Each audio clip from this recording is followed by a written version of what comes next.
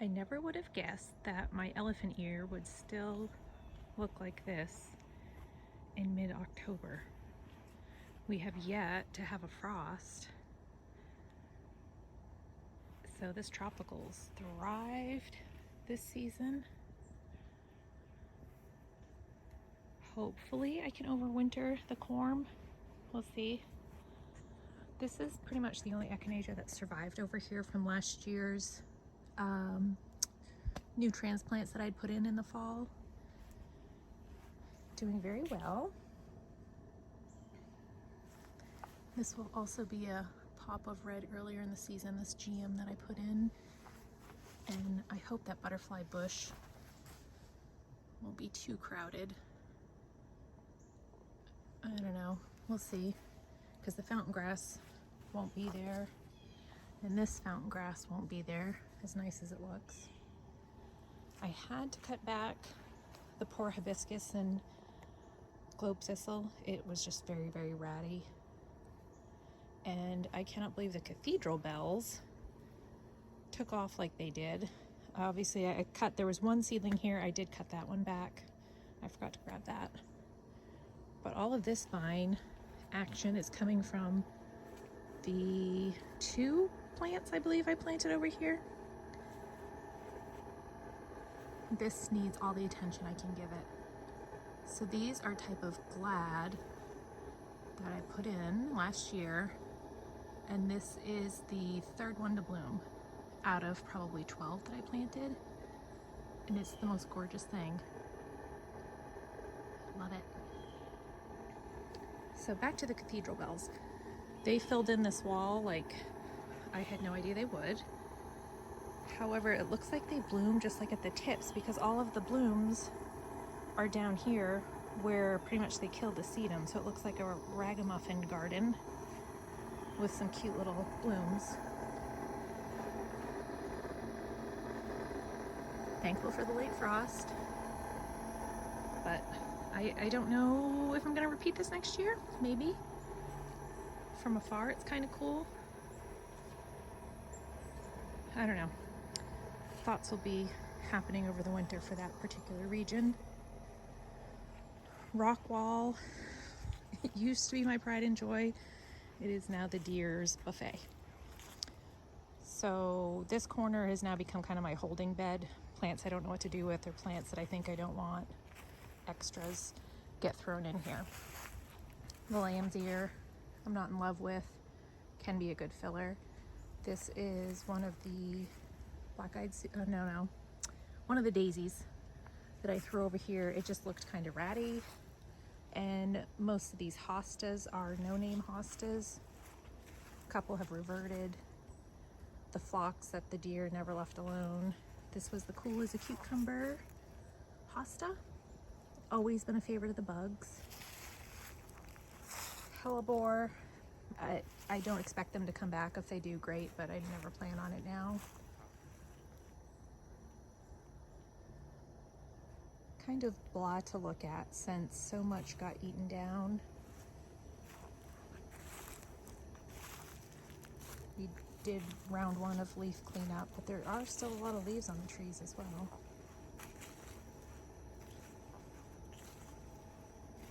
I did stick to the goal of keeping less annuals out of here. Very few got planted, and I did enjoy that. Now that this is pretty established along this border, I'm really learning how to control the aggressive plants, I guess you could say. I have no problem with the ajuga. Very easy to pull up. Does not set roots super strongly, I guess you could say. So I'm okay with that filling in. If I need to get rid of it, I will, but I did put that there intentionally because it's always been kind of bare with those rocks and not a lot of soil. This is the one patch. No, I'm sorry, I did leave one other patch of lamb's ear. It probably quadrupled, so I cut it all the way down to this little size. Creeping Jenny absolutely took over this year because it was such a wet season. So I have pulled up a ton of that, and it does root in very easily. And because this is wet clay soil back here and very dense, it's not as easy to pull up as it used to be at one point. The mud has really made it difficult. So this was probably double in size, and I'm sure I will thin that out more in the spring. This geranium didn't fill out like it did last year. Still beautiful, but didn't exactly thrive. I will be removing that black-eyed Susan in the back. Every year I've kind of cut it down and divided it, but it's just too insect prone, and obviously the deer as well. So praying hands looks nice. That astilbe didn't really flourish back here. This was new last year. May not be the best spot. So I forgot, I did put lamb's ear back there because it's mostly rock, not a lot of soil, very easy to pull out. And for now, this is here. I'm sure I will find another silver plant to replace that with. I like the Hakanakloa. I'm glad I added that texture in. That's one of the clearance plants. A few of the annuals that I don't know that I'll repeat. The purple does look lovely.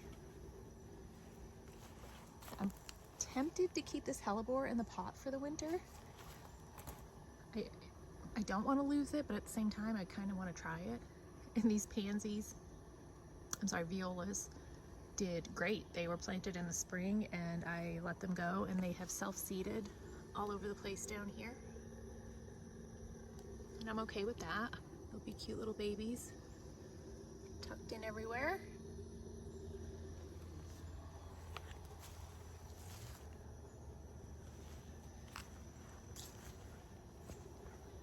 I'm gonna empty out this annual, my begonia.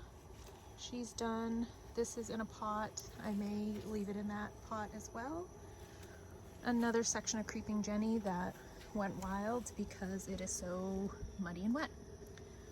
So that's going to get pulled up in the spring, I'm sure.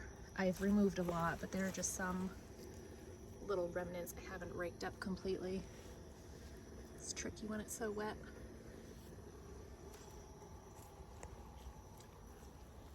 Another daisy I did not love. I literally just put the clump there. If it survives, cool. This is a new planting. It's one of the smaller Joe Pye weed, the Proven Winners one. And it's been living in a pot out in the front of the house because the pollinators have been enjoying it. This grass might be the Ogon grass, I believe. It was planted a couple years ago over here. Remember I had that lattice over there was kind of blocking this tree.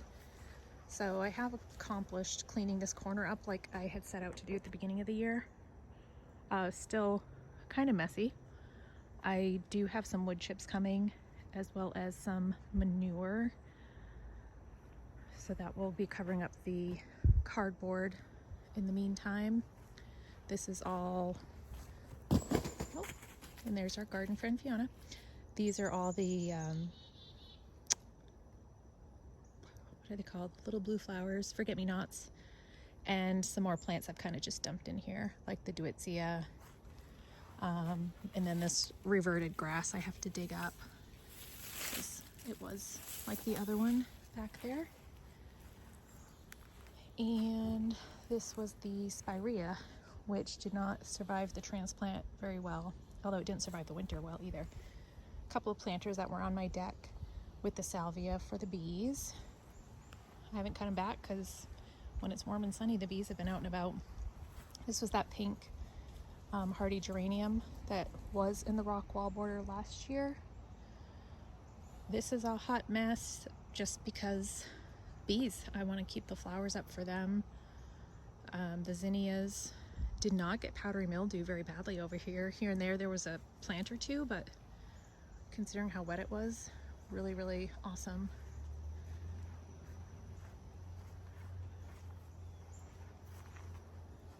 Oh, this little dude's still sleeping here.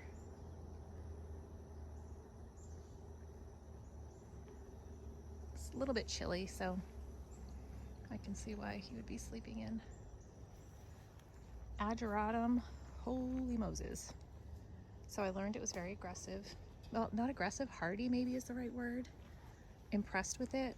Don't love this pale, icky color. Do love this purple color. Because I've been letting it just fill in, I have seedlings everywhere. So that'll be really fun to weed this spring. As far as annual surviving over here, some straw flower. Really enjoyed this. Super tough plant. Saved a lot for drying. Just cut back the snapdragons. I'm going to try leaving as many roots in as I can and just cutting the tops off. And Gomphrena looks nice. The stems weren't great, so I don't know that I'll be repeating that next year. And this was my late planting of green beans. Ooh, I guess I could have come out and harvested again. So kind of fun to have beans this late. And dahlia. These canary dahlias were great, the best performers. They were planted new this spring. So I will save the tubers since they were so tough and consistently bloomed. I am putting some leaves back here because for the most part I've put leaves in the front garden in the rock wall because naturally that's where the trees are. And now that I had this giant evergreen that was removed here this spring, more light, I really want to get this bed thriving, so leaf mulch would be good for it. And there's still a bunch of leaves that haven't fallen yet. Some good color though. We're not at peak foliage yet. Northern Maine is, but it's working its way down. Birds have been busy migrating and foraging, so my feeders have been dead. Deer have been here pretty much every morning and night though. Last fall, if you look at last year's video in October, this arbor was way more full. And I don't know why this year the deer have just been going to town. It's like they just discovered it. I don't know. But that's a complete bummer, because this is supposed to be a very strong plant. And if it's constantly getting eaten, it can't live up to its potential. Over here, I have buckwheat down as a ground cover in some spots. So that was where I pulled up plants first. Like my tomatoes were here, so once the tomato and cucumbers got pulled up, I threw the buckwheat down. This is old soil from at least 2 seasons ago. I got it for a major discount, so I will dump that in as a top dressing. I don't want to use it in pots next year because it's very wet. These are my Carl Forester grasses that I got at a discount. There's 6 total. I don't know that this is where they're going to stay. I just wanted to get them in the ground for the winter to give them a best chance to survive. So we have those 5 there, which is kind of growing on me. I kind of like it there as a border. And then one right here. This was the flame grass. That's kind of cool. I think that'll look really nice next year when it's matured. Marigolds. These are the only ones that are left. That late frost, I guess it was an early frost this spring, really took down my crops. So I've hung on to what I have. Zinnias, still kicking it. Really ugly, and I really want to clean everything out and pull them down, but I feel kind of guilty. I even have feverfew over here. That's fun. And there is one little baby Cornell bronze dahlia. This was my labyrinth dahlia. That was the last bloom on it. I left the bloom on the ground just to remember what it is because apparently I didn't tag it. And then this is the new one that I got from Bumbleroot, and I don't remember the name of it. never bloomed for me. I did get some off the Jowie Gypsy. Not a lot. This is going to become shade garden. I have concluded, or come to the conclusion, that I do have the Asian jumping worms over here. Definitely this patch and this garden as a whole, which really makes me nervous because this spring I transplanted some perennials from this garden to the front of the house. I'm sure worms caught a ride in that, knowing my luck. So that's a bummer. I did just read an article that they prefer leaf mold to, I guess, kind of feast on. That's really their environment, hence why they're a risk to the forests. And generally I like to mulch with leaves, so I'm going to try to rake up as many pine needles as I can from the areas that have pine and put it over here, because apparently they are not fans of the pine needles. So we'll see. This is still an eyesore. I keep having thoughts of what I want to do there, and then I go to the store to find something to make what I want, and I never find exactly what I want. So there it sits, ugly. And I love that the swamp grass I had cut back has not come back. There is a little bit of young shoots. I'm going to snip those down before snow flies, and I'm just going to keep after it. I can't stand that stuff. So we started in with the mulching with the leaves. My husband's nice enough to chop them up with the mower. He did blow a lot in here. But I have some bulbs that I do want to plant, some new alliums, some of the Schuberti, and I also want to try some of the Muscari hyacinths. However, I probably should remove all of these impatiens, sunpatiens, in order to do that, and I don't really want to have to dig through the mulch. So we're kind of in a holding process over here. This sedum looks pretty haggard. I don't love that, but the annuals look nice, and the datura is still kicking. Japanese maple's hanging in there.